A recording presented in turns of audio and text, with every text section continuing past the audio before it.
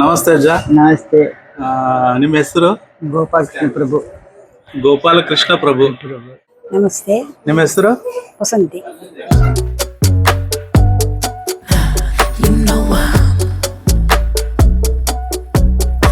ಉಡುಪಿ ಹತ್ತಿರ ಬರುವಂತ ಒಂದು ಪಾರ್ಕ್ಗಳ ಒಂದು ಸ್ಥಳಕ್ಕೆ ಬಂದೇವಿ. ಇಲ್ಲಿ ಹೇಳ್ಬೇಕಂದ್ರೆ ಒಂದು ಅಜ್ಜ ಅಜ್ಜಿಯ ಒಂದು ಮನೆ ಊಟಕ್ಕಂತ ಬಂದೇವಿ. ಬಹಳ ಚೆನ್ನಾಗಿರುವಂತ ಊಟಕ್ಕೆ ಬಂದೇವಿ.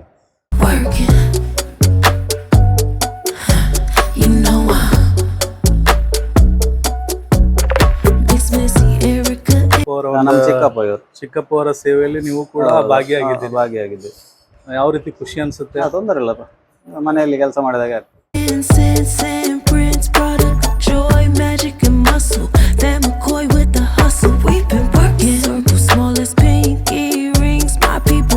ಸರ್, ನಿಮ್ಮ ಹೆಸರು? ದಯಾನಂದ. ಎಲ್ಲಿಂದ ಬಂದಿರುತ್ತೆ? ಉಡುಪಿ ಅವ್ರನ್ನ. ಉಡುಪಿ. ಹಾಗಾಗಿ ಎಲ್ಲಿ ಹೋದ್ರು, ಎಷ್ಟು ದೂರದಲ್ಲಿ ಇದ್ರು, ಮಧ್ಯಾಹ್ನದೊಂದು ಊಟಕ್ಕೆ ಇಲ್ಲೇ ಬರ್ತಾ ಇದ್ದೇನೆ. ಹೌದು.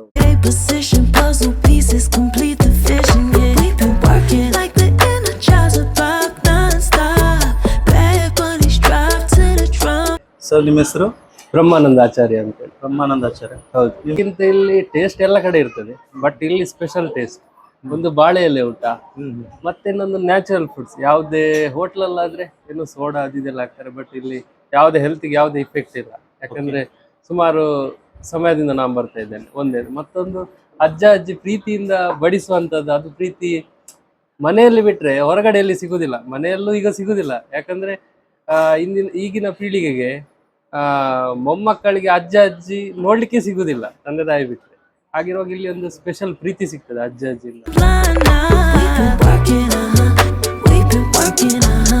We've been working,